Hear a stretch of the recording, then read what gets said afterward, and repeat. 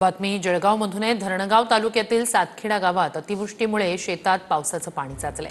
शेतात पाणी साचल्यानं संपूर्ण पिकाचं नुकसान झालेलं आहे। शेतकरी संकटात आलाय। तातडीनं नुकसानाचे पंचनामे करून भरपाई देण्याची मागणी शेतकऱ्यांनी केली। याचाच आढावा घेतलाय आमच्या प्रतिनिधीने।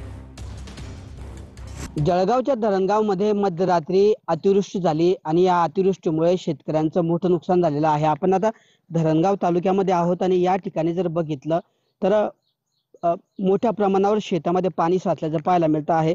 कापूस पिकाचं हे शेत आहे आणि या शेतामध्ये मध्यरात्री झालेल्या अतिवृष्टीमुळे तब्बल शेतकऱ्याचं नुकसान झाल्याचं पाहायला मिळतं आहे।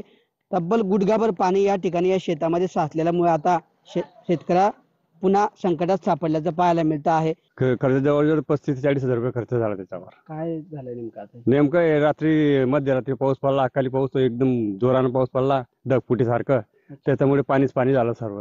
लवकरात लवकर तातडीने पंचनामे करा आणि नुकसान भरपाई द्या अशी मागणी या ठिकाणी शेतकऱ्यांनी केली आहे।